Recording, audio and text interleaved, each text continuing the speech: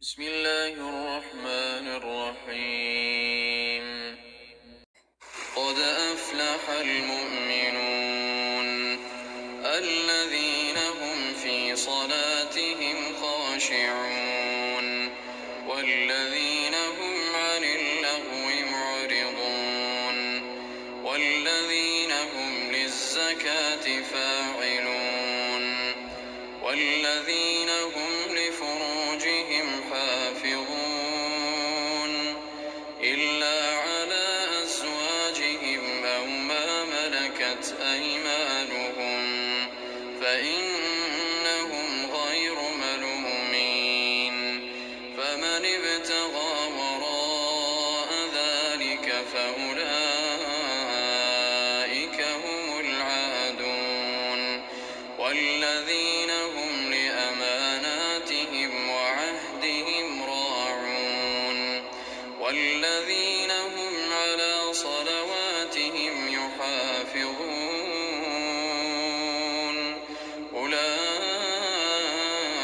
أولئك هم الوارثون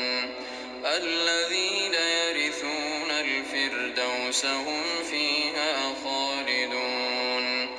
ولقد خلقنا الإنسان من سلالة من طين ثم جعلناه نطفة في قرار مكين ثم خلقنا النطفة علقة فخلقنا العلقة مضغة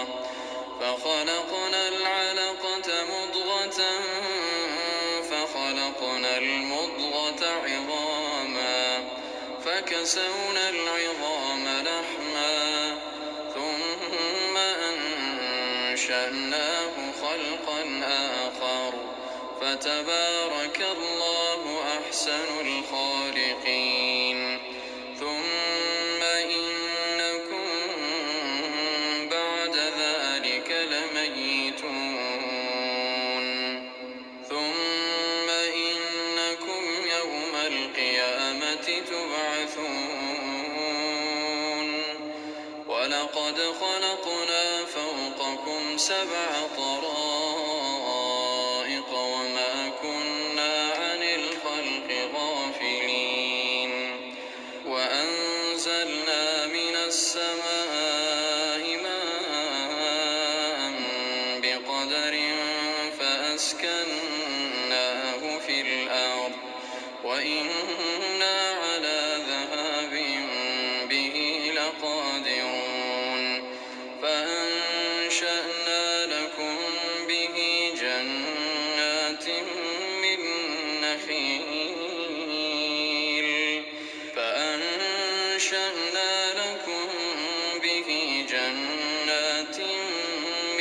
نخيل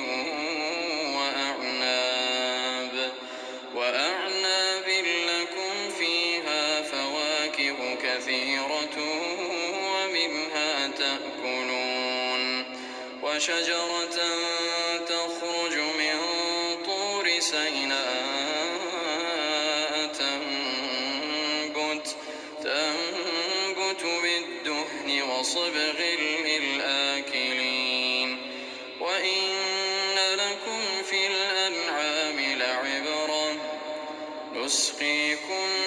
مما في بطونها ولكم فيها منافع كثيرة ومنها تأكلون وعليها وعلى الفلك تحملون ولقد أرسلنا نوحا إلى قومه فقال يا قوم اعبدوا الله ما لكم من إله غيره أفلا تتقون فقال الملأ الذين كفروا من قومه ما هذا إلا بشر مثلكم يريد أن يتفضل عليكم ولو شاء الله لأنزل ملائكة سمعنا بهذا في آبائنا الأولين إن هو إلا رجل به جنة فتربصوا به حتى حين قال رب انصرني بما كذبون فأوحينا إليه أن اصنع الفلك بأعيننا ووحينا فإذا جاء أمرنا وفأردت النور فاسلك فيها من كل زوجين اثنين وأهلك إلا من سبق عليه القول منهم ولا تخاطبني في الذين ظلموا إنهم مغرقون فإذا استويت أنت ومن معك على الفلك فقل الحمد لله الذي نجانا من القوم الظالمين وقل رب أنزلني منزلا مباركا وأنت خير المنزلين إن في ذلك لآيات وإن كنا لمبتلين ثم أنشأنا من بعدهم قرنا آخرين فأرسلنا فيهم رسولا منهم أن اعبدوا الله ما لكم من إله غيره أفلا تتقون وقال الملأ من قومه الذين كفروا وكذبوا بلقاء الآخرة وأترفناهم في الحياة الدنيا ما هذا إلا بشر مثلكم يأكل مما تأكلون منه ويشرب مما تشربون ولئن أطعتم بشرا مثلكم إنكم إذا لخاسرون أيعدكم أنكم إذا متم وكنتم ترابا وعظاما أئنكم مخرجون هيهات هيهات لما توعدون إن هي إلا حياتنا الدنيا نموت ونحيا وما نحن بمبعوثين إن هو إلا رجل افترى على الله كذبا وما نحن له بمؤمنين قال رب انصرني بما كذبون قال عما قليل ليصبحن نادمين فأخذتهم الصيحة بالحق فجعلناهم غثاء فبعدا للقوم الظالمين ثم أنشأنا من بعدهم قرونا آخرين ما تسبق من أمة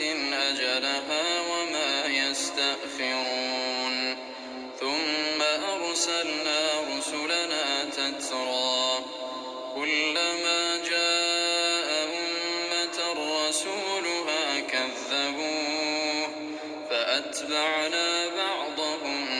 بعضا وجعلناهم أحاديث فبعدا لقوم لا يؤمنون ثم أرسلنا موسى وأخاه هارون بآياتنا وسلطان مبين واستكبروا وكانوا قوما عالين فقالوا أنؤمن لبشرين مثلنا وقومهما لنا عابدون فكذبوهما فكانوا من المهلكين ولقد آتينا موسى الكتاب لعلهم يهتدون وجعلنا ابن مريم وأمه آية وآويناهما إلى ربوة ذات قرار ومعين يا أيها الرسل كلوا من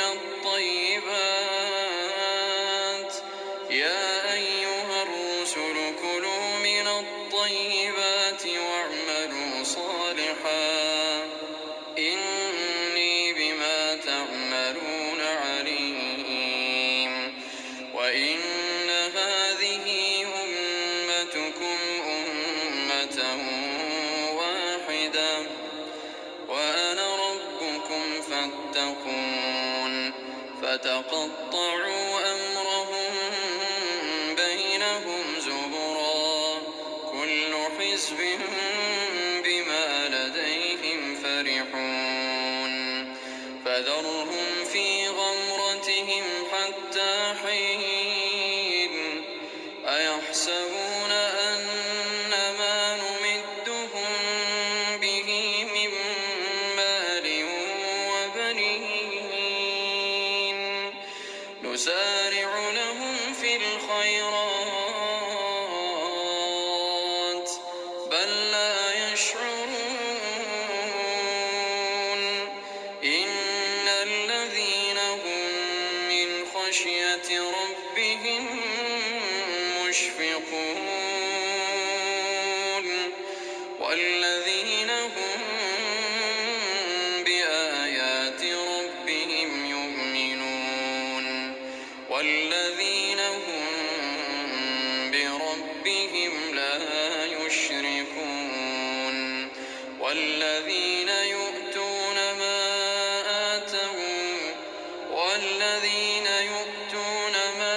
آتوا وقلوبهم وجلة أنهم إلى ربهم راجعون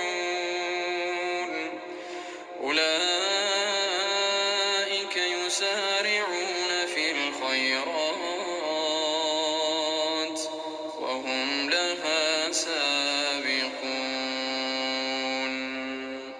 ولا نكلف نفسا إلا وسعها ولدينا كتاب ينطق بالحق وهم لا يظلمون بل قلوبهم في غمرة من هذا ولهم أعمال من دون ذلك هم لها عاملون حتى إذا أخذنا مترفيهم بالعذاب إذا هم يجأرون لا تجأروا اليوم إنكم منا لا تنصرون قد كانت آياتي تتلى عليكم فكنتم على أعقابكم تنكصون مستكبرين به سامرا تهجرون أفلم يدبروا القول أم جاءهم ما لم يأت آباءهم الأولين أم لم يعرفوا رسولهم فهم له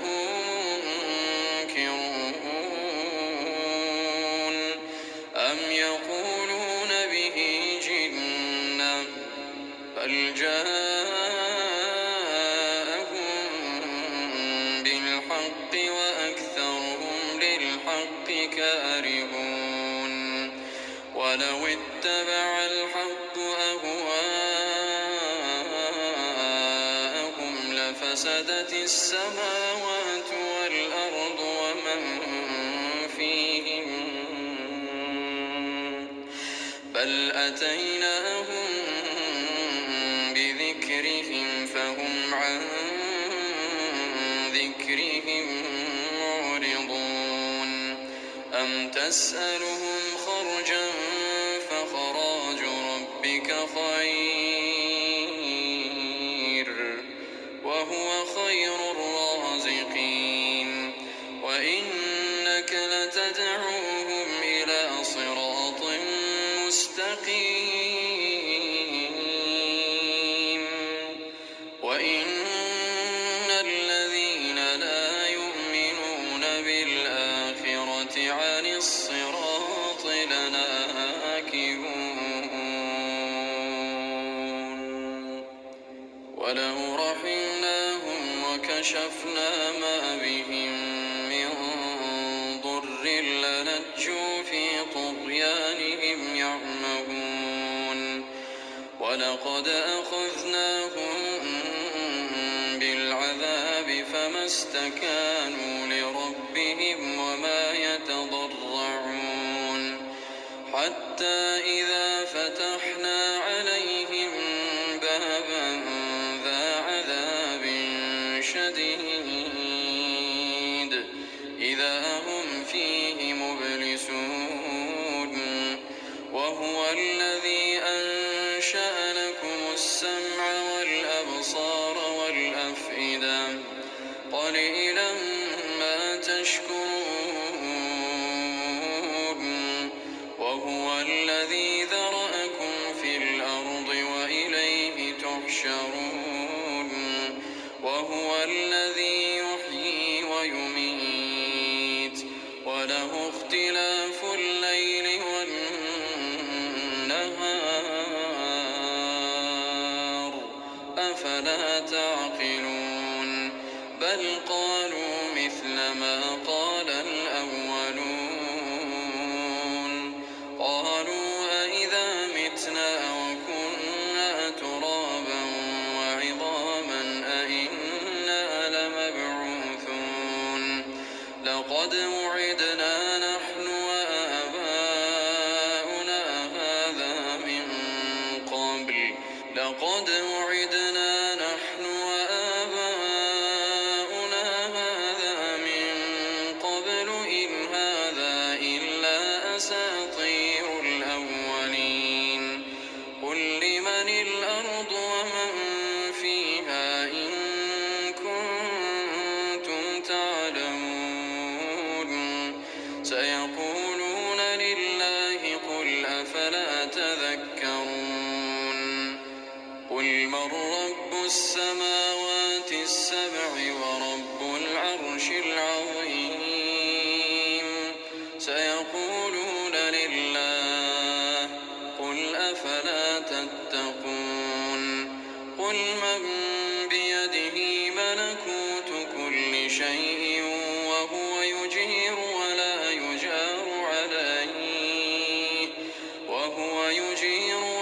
يجار عليه إن كنتم تعلمون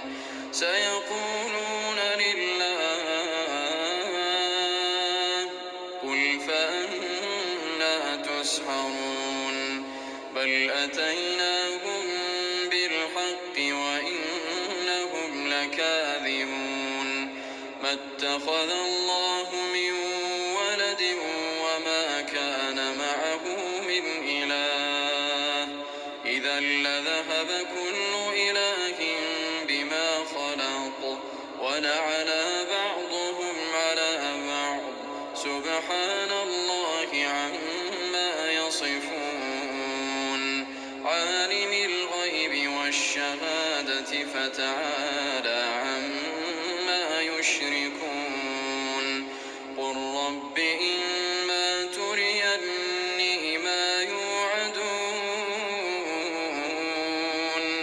رب فلا تجعلني في القوم الظالمين وإنا على أن نريك ما نعدهم لقادرون ادفع بالتي هي أحسن السيئة نحن أعلم بما يصفون وقل رب أعوذ بك من همزات الشياطين وأعوذ بك رب أن يحضرون حتى إذا جاء أحدهم الموت قال رب ارجعون لعلي أعمل صالحا فيما تركت كلا إنها كلمة هو قائلها ومن ورائهم برزخ إلى يوم يبعثون فإذا نفخ في الصور فلا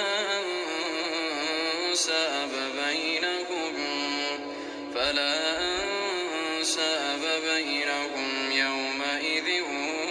ولا يتساءلون فمن ثقلت موازينه فأولئك هم المفلحون ومن خفت موازينه فأولئك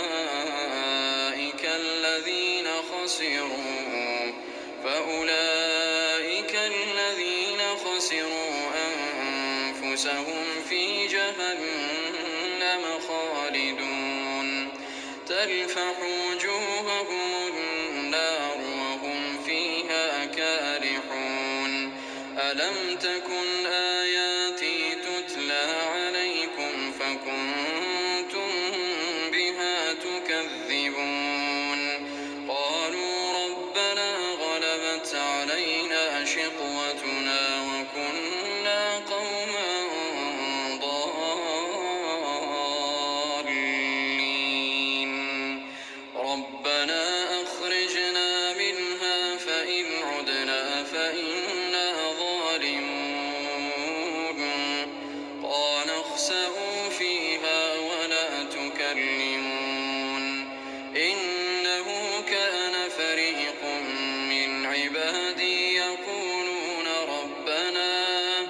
يقولون ربنا آمنا فاغفر لنا وارحمنا وأنت خير الراحمين فاتخذتموهم سخريا حتى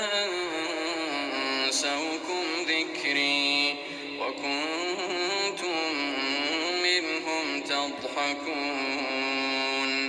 إني جزيتهم اليوم بما صبروا أنهم هم الفائزون قال كم لبثتم في الأرض عدد سنين قالوا لبثنا يوما أو بعض يوم فاسأل العادين قال إن لبثتم إلا قليلا لو أنكم كنتم تعلمون أفحسبتم أنما خلقناكم عبثا وأنكم إلينا لا ترجعون فتعالى الله الملك الحق لا إله إلا هو رب العرش الكريم ومن يدع مع الله إلها آخر لا برهان له به فإنما حسابه عند ربه إنه لا يفلح الكافرون وقل رب اغفر وارحم وأنت خير الراحمين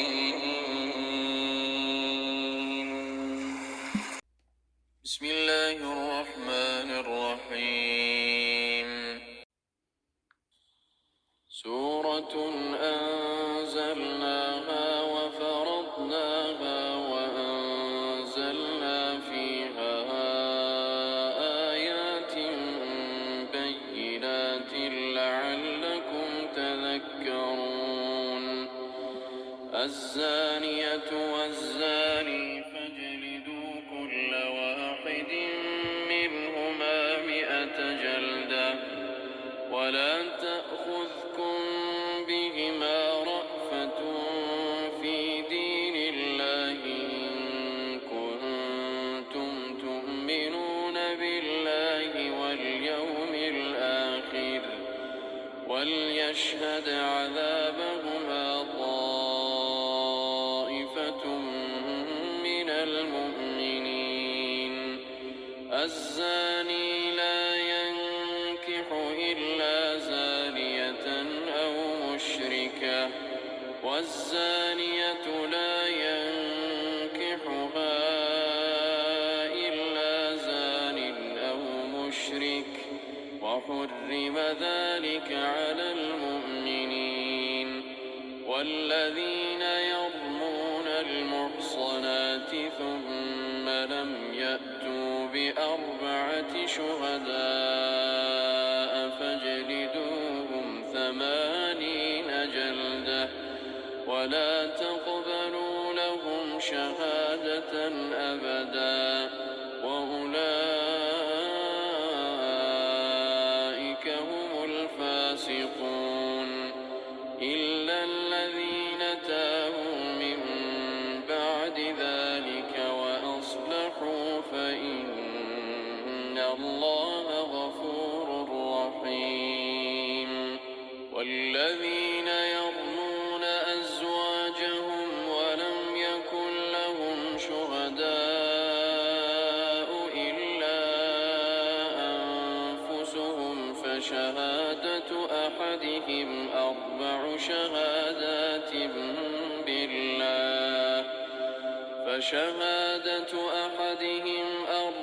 شهادات بالله إنه لمن الصادقين والخامسة أن لعنة الله عليه إن كان من الكاذبين ويدرأ عنها العذاب أن تشهد 4 شهادات بالله إنه لمن الكاذبين والخامسة أن غضب الله عليها إن كان من الصادقين ولولا فضل الله عليكم ورحمته وأن الله تواب حكيم إن الذين جاءوا بالإفك عصبة منكم لا تحسبوه شرا لكم بل هو خير لكم لكل امرئ منهم ما اكتسب من الإثم والذي تولى كبره منهم له عذاب عظيم لولا إذ سمعتموه ظن المؤمنون والمؤمنات بأنفسهم خيرا وقالوا هذا إفك مبين لولا جاءوا عليه ب4 شهداء فإذ لم يأتوا بالشهداء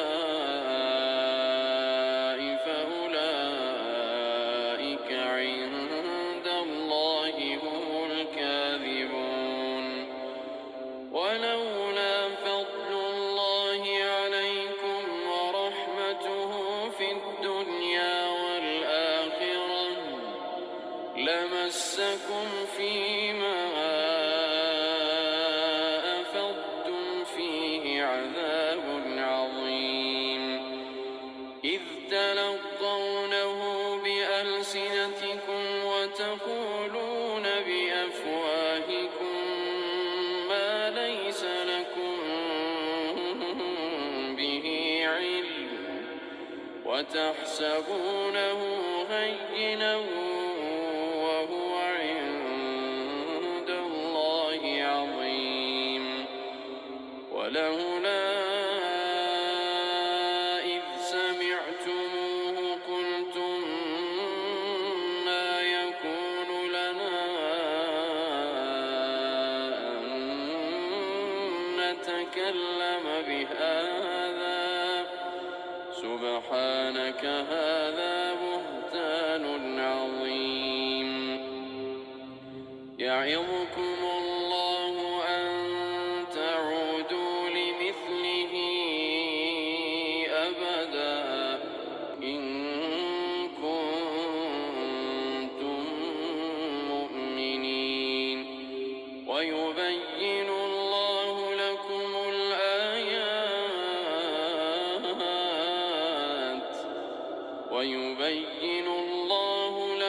الآيات والله عليم حكيم إن الذين يحبون أن تشيع الفاحشة في الذين آمنوا لهم عذاب أليم في الدنيا والآخرة والله يعلم وأنتم لا تعلمون ولولا فضل الله عليكم ورحمته وأن الله رءوف رحيم يا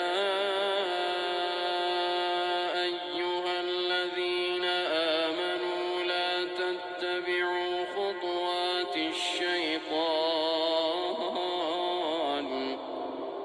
ومن يتبع خطوات الشيطان فإنه يأمر بالفحشاء والمنكر ولولا فضل الله عليكم ورحمته ما زكى منكم من أحد أبدا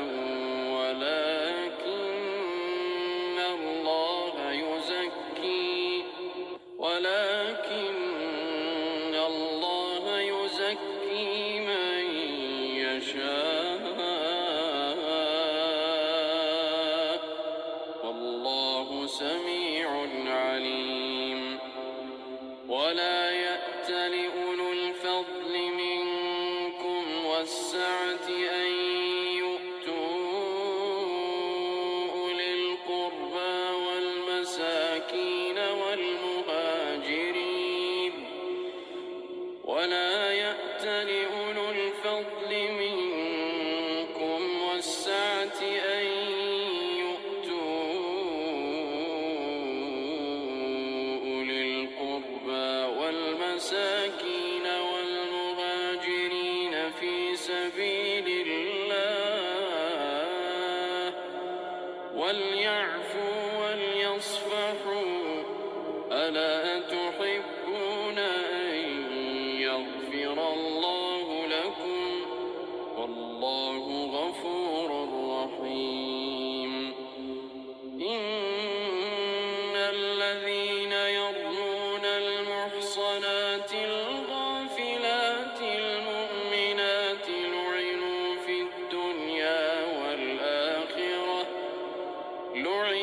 في الدنيا والآخرة ولهم عذاب عظيم يوم تشهد عليهم ألسنتهم وأيديهم وأرجلهم بما كانوا يعملون يومئذ يوفى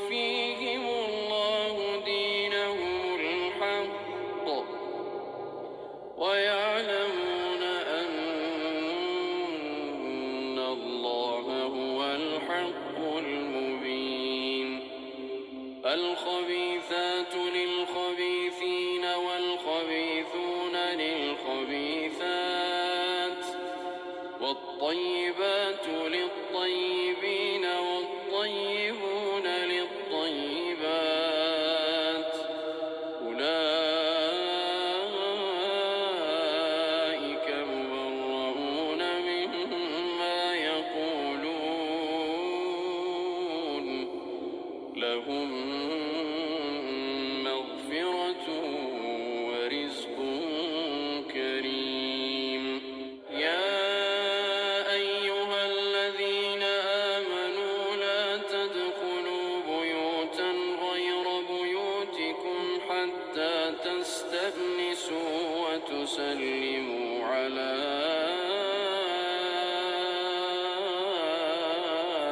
أهلها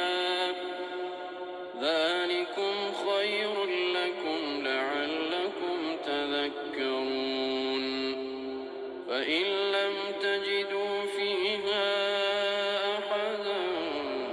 فلا تدخلوها حتى يؤذن لكم، وإن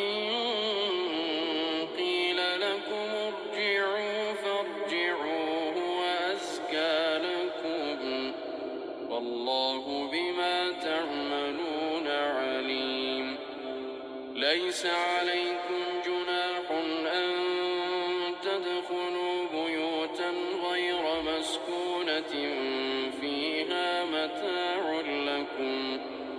والله يعلم ما تبدون وما تكتمون. قل للمؤمنين يغضوا من أبصارهم ويحفظوا فروجهم ذلك أزكى لهم، إن الله خبير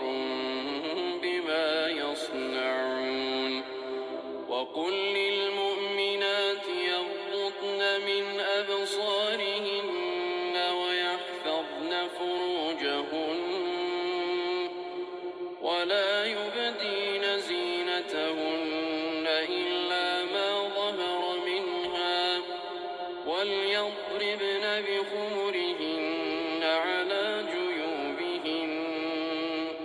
ولا يبدين زينتهن إلا لبعولتهن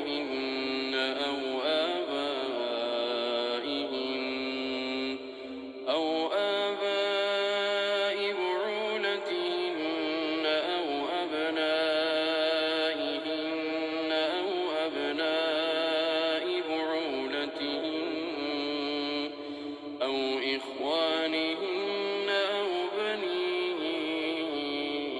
إخوانهن أو بني أخواتهن أو نسائهن أو ما ملكت أيمانهن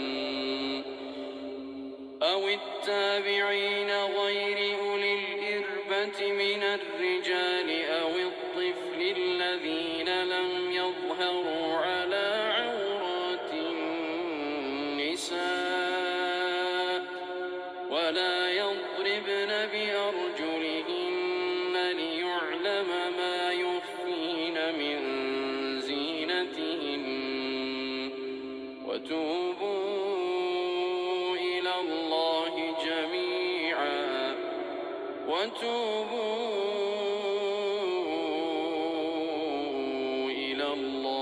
جميعا أيها المؤمنون لعلكم تفلحون. وأنكحوا الأيام منكم والصالحين من عبادكم وإمائكم إن يكونوا فقراء يغنهم الله من فضله، والله واسع عليم. وليستعفف الذين لا يجدون نكاحا حتى يغنيهم الله من فضله، والذين يبتغون الكتاب مما ملكت أيمانكم فكاتبوهم إن علمتم فيهم خيرا، وآتوا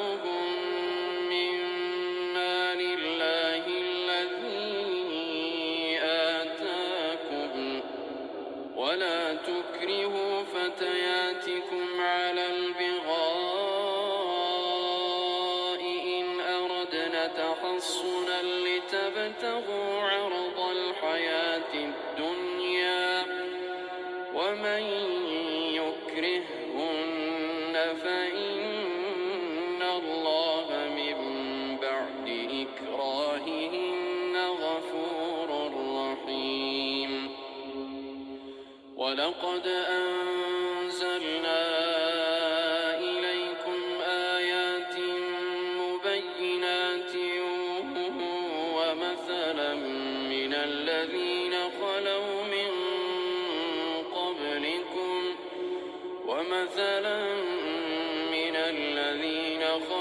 من قبلكم وموعظة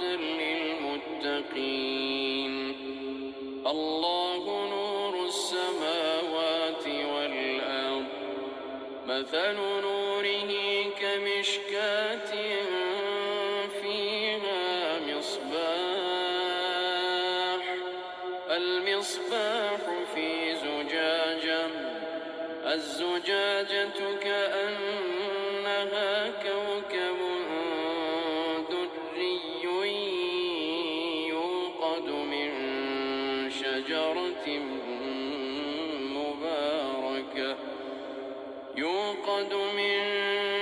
شجرة مباركة زيتونة لا شرقية ولا غربية يكاد زيتها يضيء ولو لم تمسسه نار، نور على نور،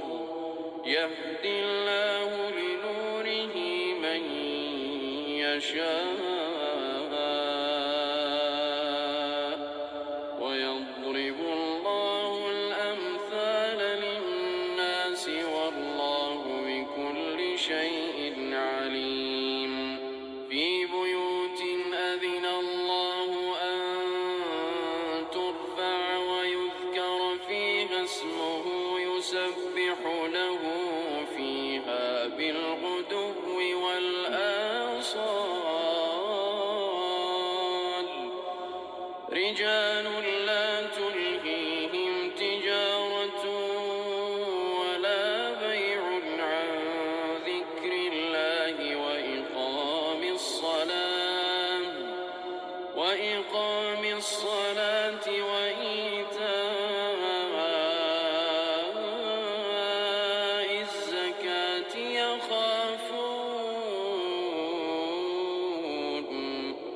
يخافون يوما تتقلب فيه القلوب والأبصار،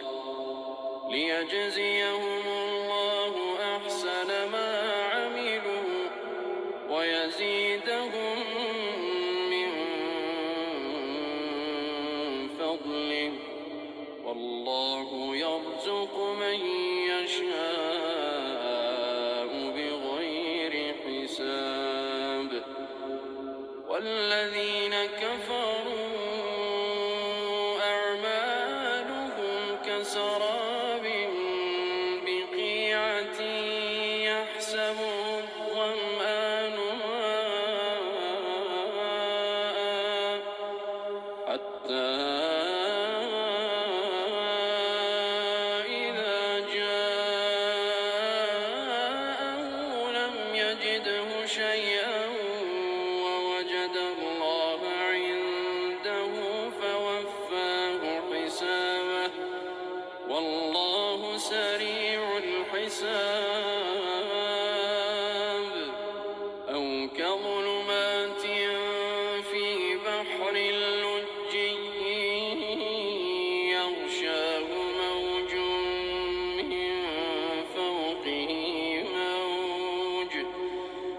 يغشاه موج من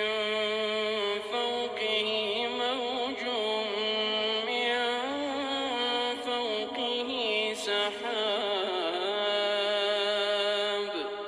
ظلمات بعضها فوق بعض إذا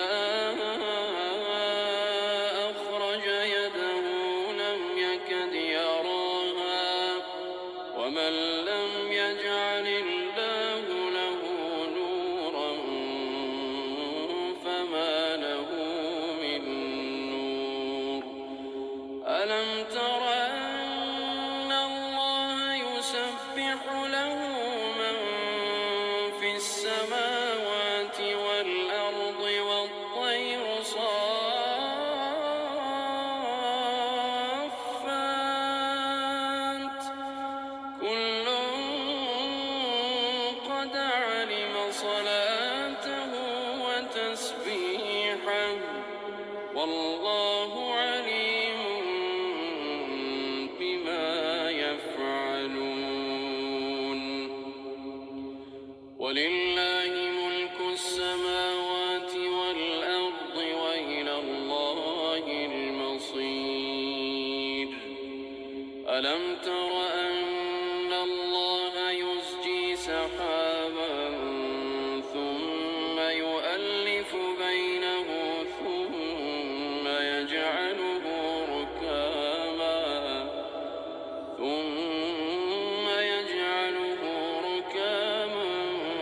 فترى الودق يخرج من خلاله وينزل من السماء من جبال فيها من برد فيصيب به من يشاء ويصرفه عن من يشاء يكاد سنا برقه يذهب بالأبصار يقلب الله الليل والنهار إن في ذلك لعبرة لأولي الأبصار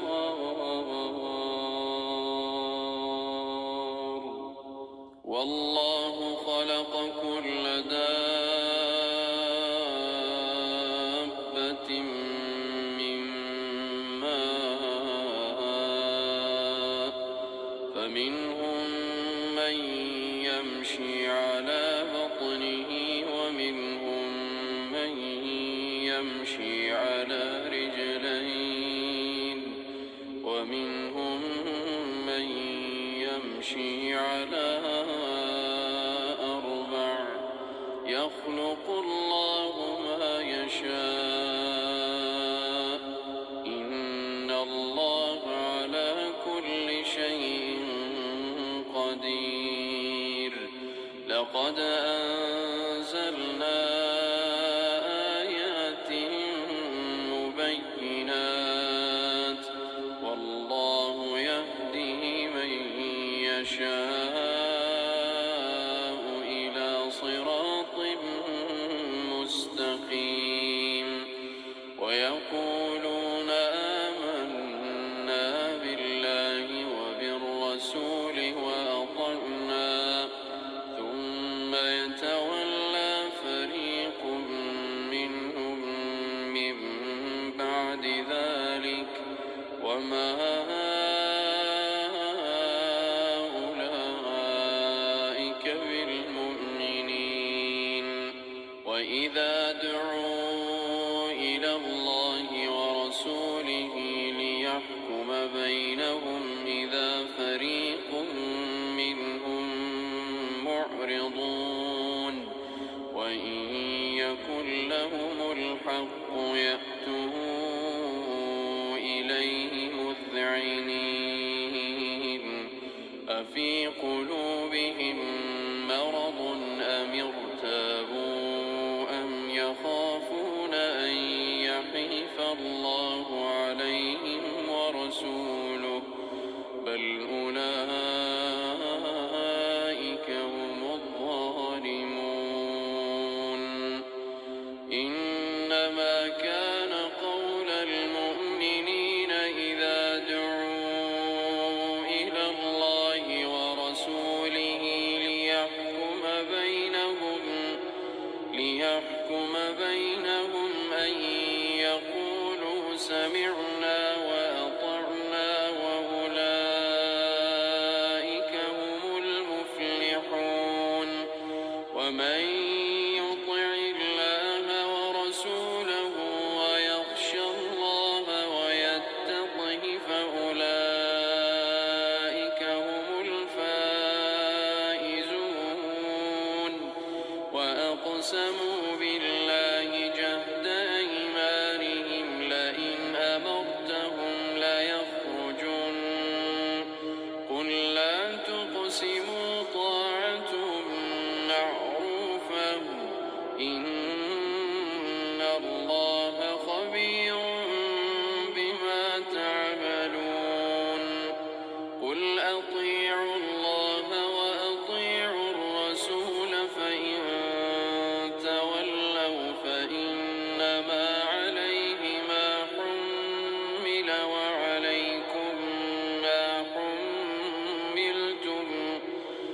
وإن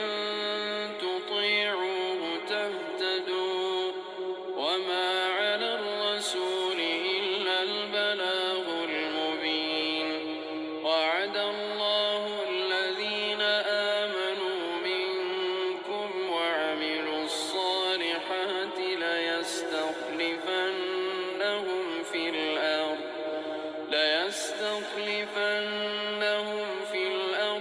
كما استخلف الذين من قبلهم وليمكنن لهم دينهم الذي ارتضى لهم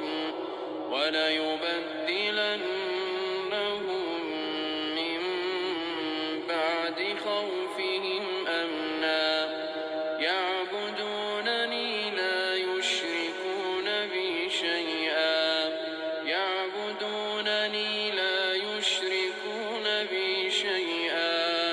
ومن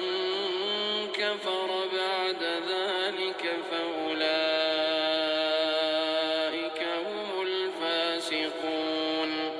وأقيموا الصلاة وآتوا الزكاة وأطيعوا الرسول لعلكم ترحمون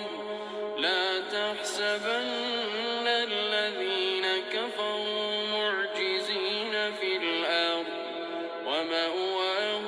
النار ولبئس المصير يا أيها الذين آمنوا ليستأذنكم الذين ملكت أيمانكم والذين لم يبلغوا الحلم منكم 3 مرات من قبل صلاة الفجر وحين تضعون ثيابكم من الظهيرة ومن بعد صلاة العشاء 3 عورات لكم ليس عليكم ولا عليهم جناح بعدهن طواف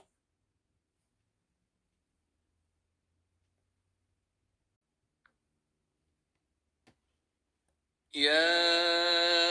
أيها الذين آمنوا ليستأذنكم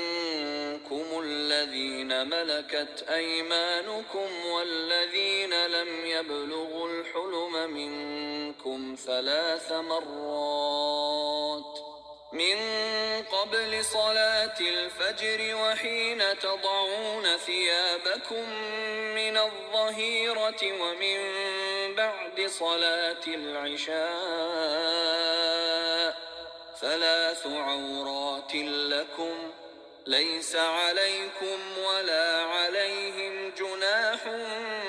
بعدهن طوافون عليكم بعضكم على بعض كذلك يبين الله لكم الآيات والله عليم حكيم وإذا بلغ الأطفال منكم الحلم فليستأذنوا كما استأذن الذين من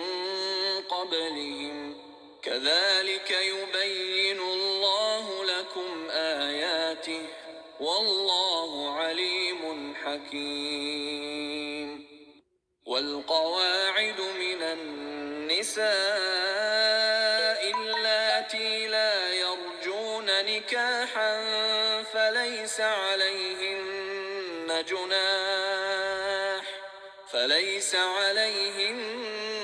جناح أن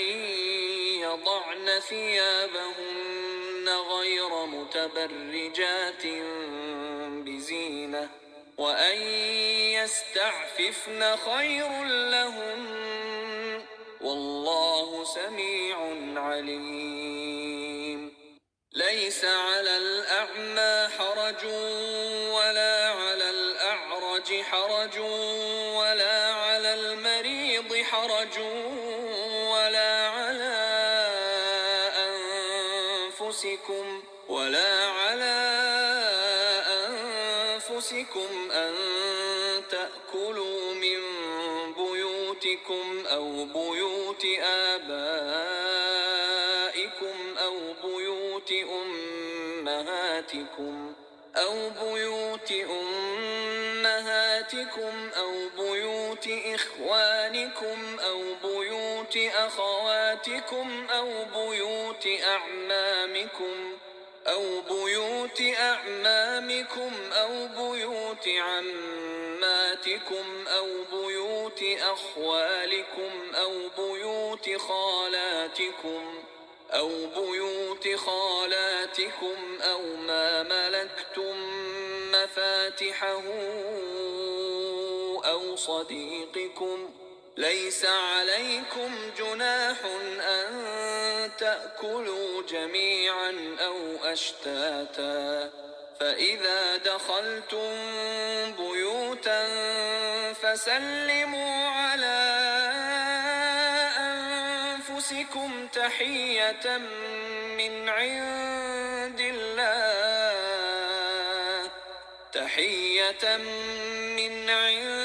الله مباركة طيبة، كذلك يبين الله لكم الآيات لعلكم تعقلون. إنما المؤمنون الذين آمنوا بالله ورسوله وإذا كانوا معه على أمر جامع لم يذهبوا حتى يستأذنوه. إن الذين يستأذنونك أولئك الذين يؤمنون بالله ورسوله، فإذا استأذنوك لبعض شأنهم فأذن لمن شئت منهم واستغفر لهم الله، إن الله غفور رحيم. لا تجعلوا دعاء الرسول بينكم كدعاء بعضكم بعضا، قد يعلم الله الذين يتسللون منكم لواذا، فليحذر الذين يخالفون عن أمره أن تصيبهم فتنة أو يصيبهم عذاب أليم. ألا إن لله ما في السماوات والأرض، قد يعلم ما أنتم عليه ويوم يرجعون إليه فينبئهم بما عملوا، والله بكل شيء عليم. بسم الله الرحمن الرحيم. تبارك الذي نزل الفرقان على عبده ليكون للعالمين نذيرا، الذي له ملك السماوات والأرض ولم يتخذ ولدا ولم يكن له شريك في الملك، وخلق كل شيء فقدره تقديرا. واتخذوا من دونه آلهة لا يخلقون شيئا وهم يخلقون، ولا يملكون لأنفسهم ضرا ولا نفعا، ولا يملكون موتا ولا حياة ولا نشورا. وقال الذين كفروا إن هذا إلا إفك افتراه وأعانه عليه قوم آخرون، فقد جاءوا ظلما وزورا. وقالوا أساطير الأولين اكتتبها فهي تملى عليه بكرة وأصيلا. فصيلا قل أنزله الذي يعلم السر في السماوات والأرض إنه كان غفورا رحيما وقالوا ما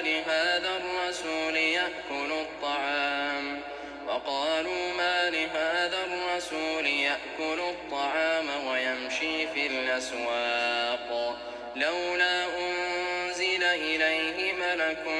فيكون معه نذيرا أو يلقى إليه كنز أو تكون له جنة يأكل منها وقال الظالمون إن تتبعون إلا رجلا مسحورا انظر كيف ضربوا لك الأمثال فضلوا فلا يستطيعون سبيلا تبارك الذي إن شاء جعل لك خيرا من ذلك جنات تجري من تحتها الأنهار ويجعل لك قصورا بل كذبوا بالساعة وأعتدنا لمن كذب بالساعة سعيرا إذا رأتهم من مكان بعيد سمعوا لها تغيظا وزفيرا وإذا ألقوا منها مكانا ضيقا مقرنين دعوا هنالك ثبورا لا تدعوا اليوم ثبورا واحدا وادعوا ثبورا كثيرا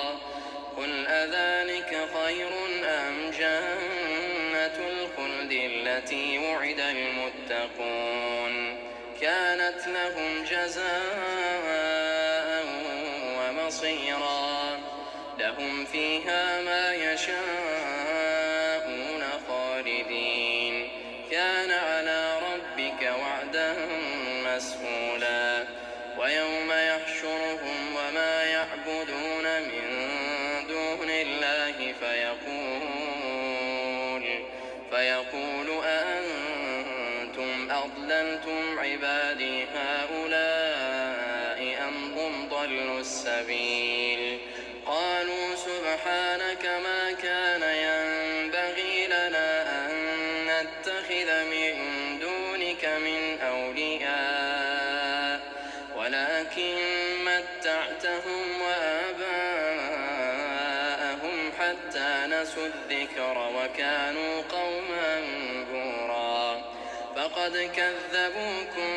بما تقولون فما تستطيعون صرفا ولا نصرا ومن يظلم منكم نذقه عذابا كبيرا وما أرسلنا قبلك من المرسلين إلا إنهم ليأكلون الطعام ويمشون في الأسواق وجعلنا بعضكم لبعض فتنة أتصبرون وكان ربك بصيرا